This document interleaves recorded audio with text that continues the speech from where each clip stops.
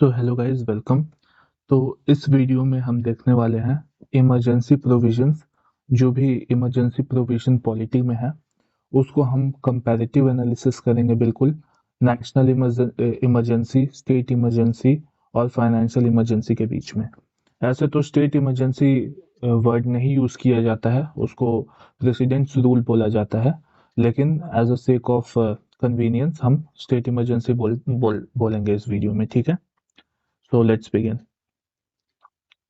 तो ये देखिए, हमने बनाया है, चार्ट बनाया है, कॉलम बनाया है। तो कॉलम में आप देख सकते हैं कि हमने कंपेयर किया है नेशनल इमरजेंसी, स्टेट इमरजेंसी या प्रेसिडेंट रूल या फाइनेंशियल इमरजेंसी के बीच में। ठीक है, तो पहला हम देखते हैं कि कौन से कॉन्स्टिट्यूशन के आर्टिकल में है। तो नेशनल इमरजेंसी आर्टिकल 352 में है। स्टेट इमरजेंसी का दो आर्टिकल रिलेटेड है।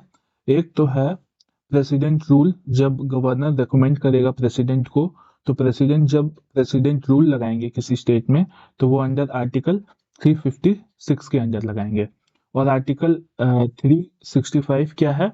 तो आर्टिकल 365 ये कहता है कि स्टेट गवर्नमेंट तो डिसमिस हो चुकी है, तो जो सेंट्रल गवर्नमेंट है वो एडमिनिस्ट्रेशन का देखभाल करेगा उस स्टेट में जिसमें प्रेसिडेंट रूल लगा है।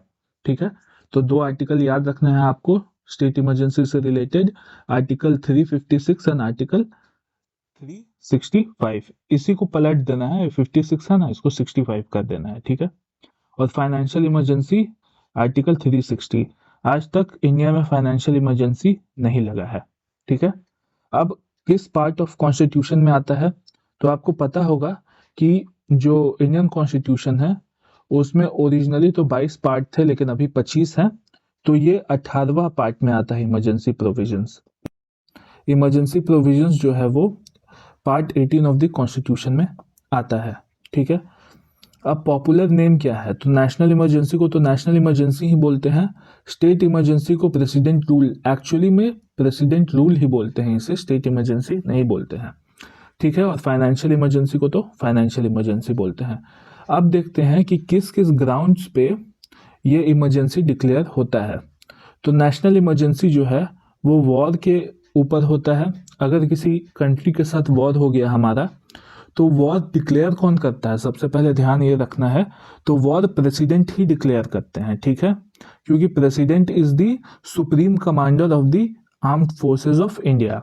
ठीक है, एक्सटर्नल एग्रेशन मतलब कोई चाइना का एग्रेशन आ रहा है ये अक्साई चिन में, लद्दाख में, तो उस दौरान भी नेशनल इमरजेंसी लगाया जा सकता है। या आर्म्ड रेबेलियन। अब ये आर्म्ड रेबेलियन जो वर्ड है, ये शुरू में आर्म्ड रेबेलियन नहीं था। इनिशियली जब इमरजेंसी प्रोविजन बना था उस टाइम पे इंटरनल डिस्टर्बेंस था, लेकिन 44th कॉन्स्टिट्यूशनल अमेंडमेंट एक्ट से इसको आर्म्ड रेबेलियन कर दिया गया। ठीक है, अब देखते हैं कि प्रेसिडेंट रूल किस ग्राउंड पे लगता है। तो failure of constitutional machinery in the state. State में अगर कॉन्स्टिट्यूशनल मशीनरी का ब्रेकडाउन हो जाए तो जो गवर्नर है वो प्रेसिडेंट को एडवाइस करते हैं कि प्रेसिडेंट रूल लगा दीजिए। ठीक है, और फाइनेंशियल इमरजेंसी कब लगता है?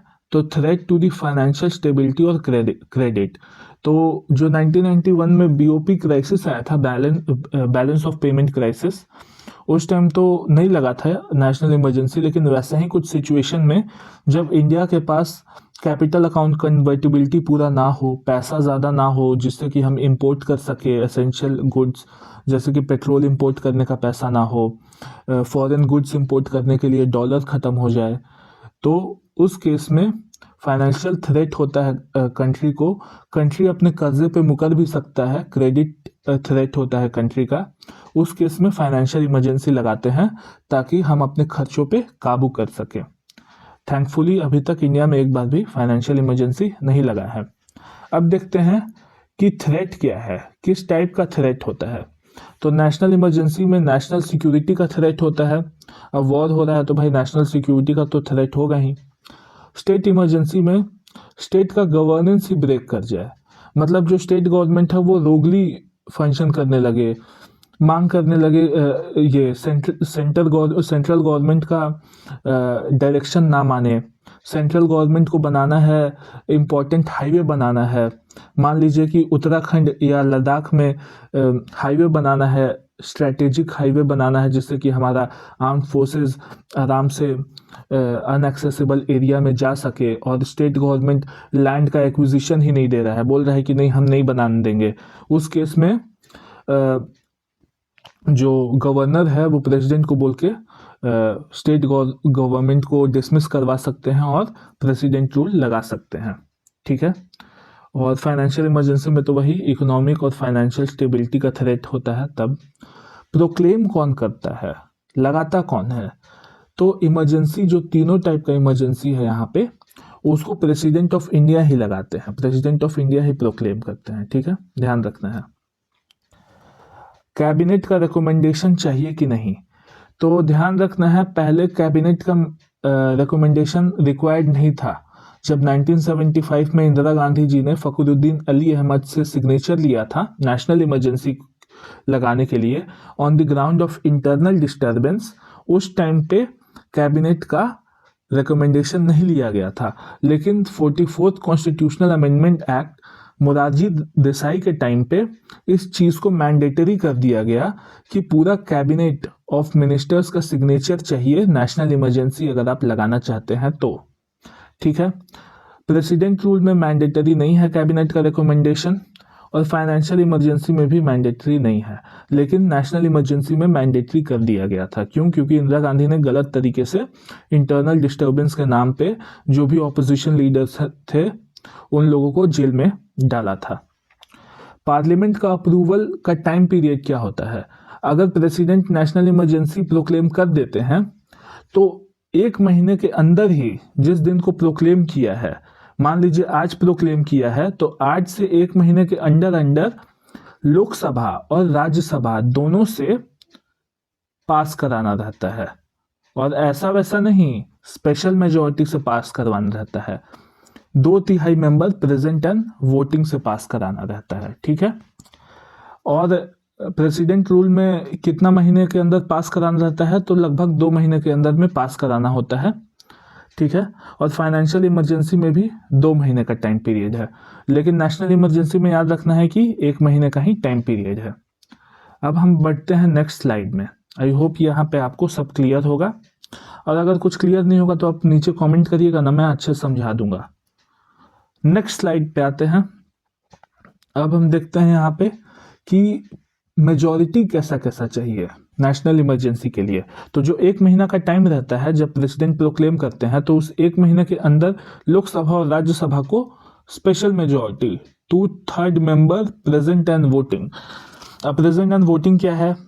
तो मान लीजिए टोटल सैंक्शन स्ट्रेंथ है लोकसभा का अभी 543, ठीक है। मान लीजिए कि उसमें आपको 300 लोग ही प्रेजेंट रहा, बाकी 243 लोग मान लीजिए छुट्टी पे है, ठीक है। तो जो 300 लोग हैं उसका 2/3, मतलब लगभग 200 लोग अप्रूव करना चाहिए, तब जा करके आपका इमरजेंसी कंटिन्यू होगा, नहीं तो फिर लैप्स कर जाएगा, तो आपका इमरजेंसी भी ये सीज टू एग्जिस्ट हो जाएगा, मतलब रुक जाएगा। स्टेट इमरजेंसी के लिए, मतलब प्रेसिडेंट रूल के लिए सिंपल मेजॉरिटी चाहिए, मतलब वही half of the member present and voting. Financial emergency के लिए भी सिंपल मेजॉरिटी चाहिए, नेशनल इमरजेंसी में ही बस स्पेशल मेजॉरिटी चाहिए, ठीक है। अब इनिशियल ड्यूरेशन क्या है? तो जब नेशनल इमरजेंसी लग जाएगा तो 6 महीने के बाद आपको एक बार और लोकसभा और राज्यसभा से अप्रूवल लेना पड़ेगा कि आगे और एक्सटेंड किया जा सके नेशनल इमरजेंसी। स्टेट इमरजेंसी भी हर 6 महीना पे अप्रूवल लेना पड़ता है पार्लियामेंट का। और फाइनेंशियल इमरजेंसी लग जाए तो ऐसा कोई फिक्स ड्यूरेशन नहीं है कि दोबारा ये पार्लियामेंट का परमिशन लेना पड़े, ऐसा कोई फिक्स ड्यूरेशन नहीं है। ये पॉइंट याद रखना है, एग्जाम में आ सकता है। मैक्सिमम ड्यूरेशन क्या होगा? तो नेशनल इमरजेंसी आप कितने भी साल के लिए लगा सकते हैं, मतलब अगर आपको बस क्या करना है कि आपको बस 6-6 महीना के लिए एक्सटेंड करवाते जाना है लोकसभा और राज्यसभा से विद स्पेशल मेजॉरिटी। आप 1 साल के लिए एक्सटेंड करवाइए, कोई प्रॉब्लम नहीं है। 2 साल के लिए कराइए, कोई प्रॉब्लम नहीं है। 3 साल, 4 साल, 5 साल, 6 साल, 10 साल, 15 साल तक भी आप एक्सटेंड करवा सकते हैं। बस कंडीशन ये है कि हर 6 महीना में लोकसभा और राज्यसभा दोनों से स्पेशल मेजॉरिटी से पास करवाना होगा। स्टेट इमरजेंसी क्या है, उसमें क्या है कि मैक्सिमम 3 साल तक ही आप इसको एक्सटेंड करवा सकते हैं। और अगर आपको 3 साल के बाद भी एक्सटेंड करवाना है तो आपको कॉन्स्टिट्यूशनल अमेंडमेंट करना पड़ेगा। मतलब पंजाब के केस में ऐसा हुआ था। पंजाब के केस में जब 3 साल तक इमरजेंसी लगा रहा, उसके बाद भी जब पंजाब का कंडीशन सही नहीं हुआ पोस्ट इंदिरा गांधी असैसिनेशन और उसके बाद जो राइट्स हुए थे, तो पार्लियामेंट को ये अंडर आर्टिकल 368 कॉन्स्टिट्यूशनल अमेंडमेंट पास करना पड़ा था। तब जाकर के 3 साल के बियॉन्ड स्टेट इमरजेंसी लागू रहा था आपका पंजाब के अंडर। तो ये पॉइंट भी आपको याद रखना है कि मैक्सिमम किसी भी ये राज्य में, स्टेट में 3 साल तक ही आपका लागू रह सकता है प्रेसिडेंट रूल। उसके बाद रिवोक करना ही करना है, अनलेस एंड अनटिल आप अंडर आर्टिकल 368 आप उसको कॉन्स्टिट्यूशनल अमेंडमेंट के थ्रू और एक्सटेंड करें। और फाइनेंशियल इमरजेंसी भी एक बार लगा दिए, आपको पार्लियामेंट का अप्रूवल भी नहीं चाहिए, और वो भी इनडेफिनिट पीरियड तक रहता है जब तक कि प्रेसिडेंट उसको रिवोक ना करे। ठीक है, प्रेसिडेंट और काउंसिल ऑफ मिनिस्टर को ऐसा ना लगे कि हाँ अब इंडिया का फाइनेंशियल स्टेबिलिटी ठीक हो चुका है तो अब हमें इसे हटा देना चाहिए। अब एक्सटेंशन का कंडीशन देखते हैं कि किस कंडीशन पे आपका नेशनल इमरजेंसी एक्सटेंड होगा या president rule in the state extend होगा। ठीक है, तो हर 6 महीना पे अप्रूवल लेना पड़ेगा with special majority 2/3 member present and voting from Lok Sabha and Rajya Sabha individually. और अब प्रेसिडेंट रूल में क्या है कि 1 साल के बाद आपको नेशनल इमरजेंसी अगर लगा हुआ है तो उस कंडीशन में 3 साल तक आपका चल सकता है, या तो 1 साल के बाद election commission of India certify करे कि अभी इस एरिया में हम इलेक्शन कंडक्ट नहीं करवा सकते हैं, उसी केस में 1 साल के बाद भी आपका इमरजेंसी लगा रह सकता है और मैक्सिमम तो 3 साल तक ही लगा रह सकता है। ठीक है, मतलब ऐसा है कि मान लीजिए कि अभी राज्य में मान लीजिए आप जिस राज्य में रहते हैं उसमें प्रेसिडेंट रूल लग गया, तो आज से 1 साल तक तो लगा रहेगा। बीच में 6 महीना में एक बार पार्लियामेंट से सिंपल मेजॉरिटी के थ्रू परमिशन लिया जाएगा। उसके बाद क्या है कि जब 1 साल कंप्लीट हो जाएगा तो अगर नेशनल इमरजेंसी लगा हुआ है देश में, ठीक है, या उस पार्ट ऑफ स्टेट में, तब आपका 1 साल के बाद भी स्टेट इमरजेंसी कंटिन्यू रहेगा। और अगर नेशनल इमरजेंसी नहीं लगा हुआ है और फिर भी कंटिन्यू हो रहा है प्रेसिडेंट रूल, तो वो एक ही केस में होता है जब इलेक्शन कमीशन ऑफ इंडिया ये सर्टिफाई कर दे कि अभी इस एरिया में जिसमें आपका प्रेसिडेंट रूल लगा है यहाँ पे इलेक्शन कंडक्ट नहीं हो सकता ड्यू टू सम रीजन। उस केस में ही आफ्टर 1 ईयर भी प्रेसिडेंट रूल लगा रह सकता है, और मैक्सिमम तो सिर्फ 3 साल तक ही प्रेसिडेंट रूल लगा रह सकता है। और फाइनेंशियल इमरजेंसी भी अप्रूवल एवरी 6 मंथ। ठीक है, अब रिवोक कौन करेगा? तो प्रेसिडेंट रिवोक कर सकते हैं नेशनल इमरजेंसी को, या लोकसभा। लोकसभा कब रिवोक करेगा? तो लगभग 1/10 मेंबर जो है वो लोकसभा के स्पीकर को लिखेगा, तब जाकर के वोटिंग होगा, तो सिंपल मेजॉरिटी से रिवोक हो सकता है नेशनल इमरजेंसी। ठीक है, प्रेसिडेंट रूल प्रेसिडेंट ही रिवोक कर सकते हैं। और प्रेसिडेंट कैसे रिवोक करेंगे? तो with aid and advice of council of minister headed by prime minister. और फाइनेंशियल इमरजेंसी भी प्रेसिडेंट ही रिवोक कर सकते हैं।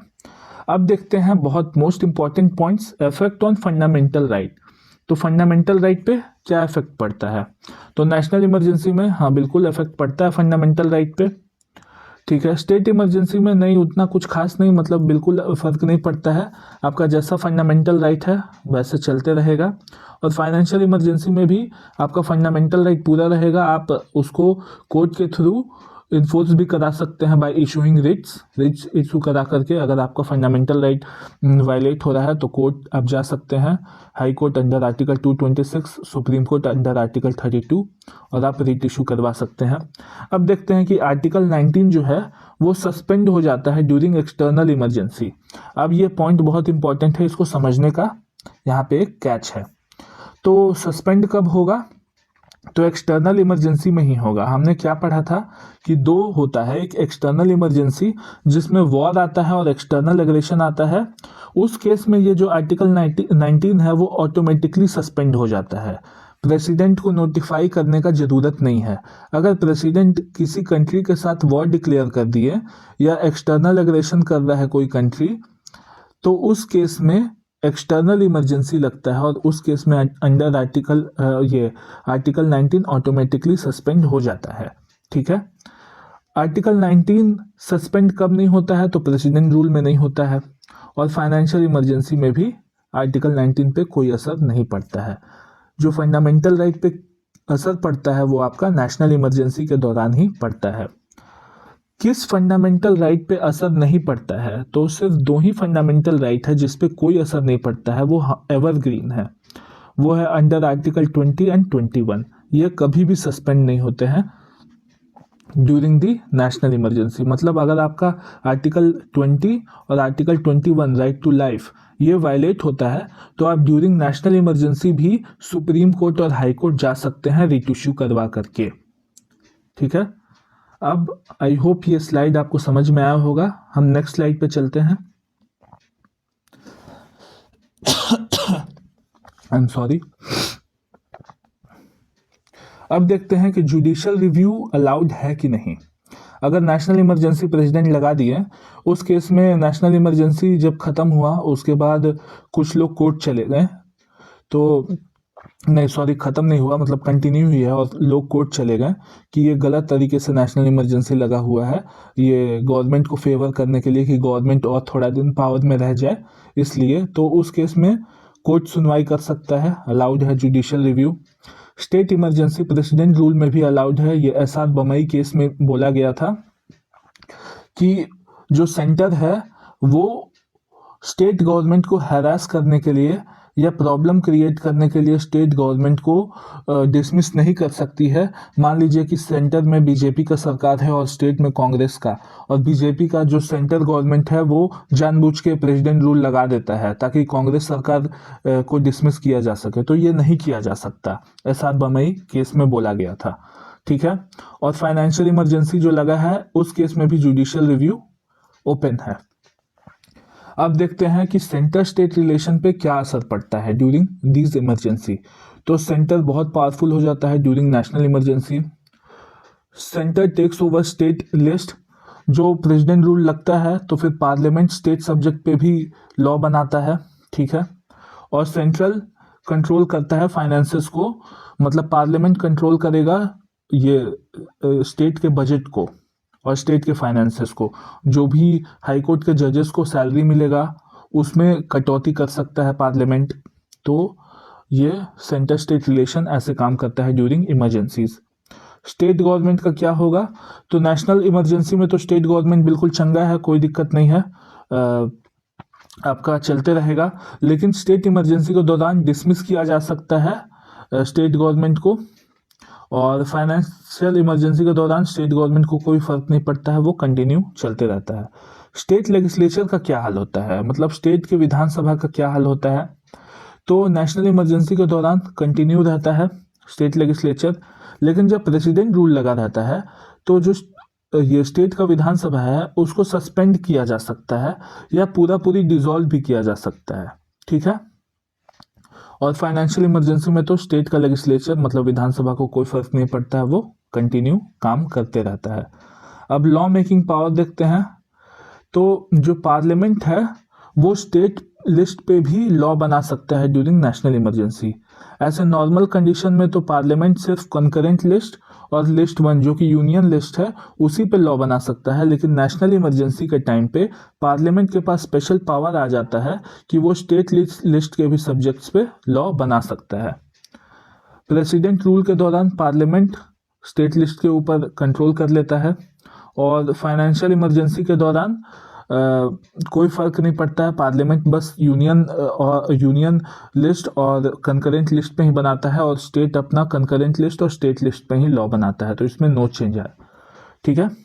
फाइनेंशियल कंट्रोल कैसा रहता है, तो रेवेन्यू डिस्ट्रीब्यूशन अल्टर कर देता है नेशनल इमरजेंसी के दौरान।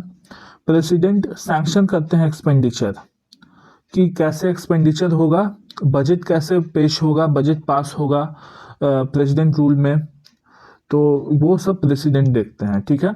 और फाइनेंशियल इमरजेंसी के दौरान बजट सैलरीज को कंट्रोल किया जाता है। जो जजेस का सैलरी है, जो कभी भी वो जो कंसोलिडेटेड फंड से चार्ज होता है उसको कभी भी वोटिंग नहीं कर सकते हैं जिस पे, वो भी कम किया जा सकता है ड्यूरिंग फाइनेंशियल इमरजेंसी। जजेस का सैलरी अभी हम लोग बात ही कर रहे थे, नेक्स्ट पॉइंट आ गया। तो यहाँ पे कोई प्रोविजन ऐसा नहीं है, प्रेसिडेंट रूल में भी कोई इफेक्ट नहीं आएगा, लेकिन फाइनेंशियल इमरजेंसी के दौरान कम किया जा सकता है जजेस का सैलरी। ठीक है। टेरिटोरियल एक्सटेंट, अब देखते हैं। तो टेरिटोरियल एक्सटेंट क्या है, होल और अ पार्ट ऑफ इंडिया।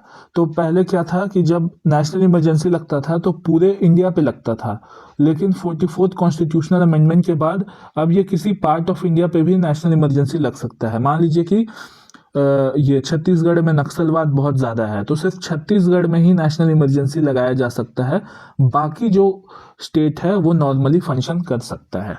ठीक है।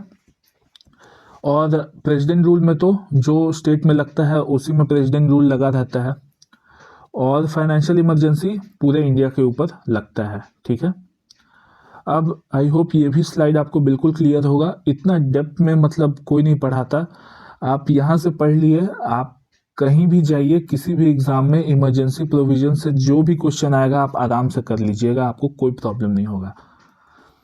अब हमारा ये लास्ट स्लाइड है। कितनी बार यूज हुआ है नेशनल इमरजेंसी, तो 3 बार यूज हुआ है। स्टेट इमरजेंसी 120 बार से ज़्यादा यूज हुआ है, और फाइनेंशियल इमरजेंसी आज तक कभी यूज नहीं हुआ है। ठीक है। ध्यान रखिएगा 1999 का कारगिल के दौरान नेशनल इमरजेंसी नहीं लगाया हुआ था। 1965 का इमरजेंसी जो लगा था इंडो चाइना वॉर में, वो इंडो पाक वॉर के लिए भी एक्सटेंड हुआ था और 1971 वॉर तक एक्सटेंड रहा था।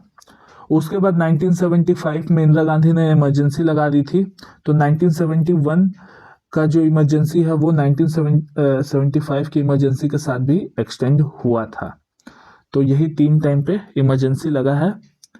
एक ही बार इंटरनल डिस्टर्बेंस पे लगा है, वो 1975 में लगा है। ठीक है। एक सेकेंड अच्छा से लिख देते हैं। 1975 में एक ही बार इंटरनल डिस्टर्बेंस पे इमरजेंसी लगा है, बाकी टाइम पे वॉर और एक्सटर्नल एग्रेशन पे ही लगा है। ठीक है। Thank you very much, signing out, have a nice day, bye bye.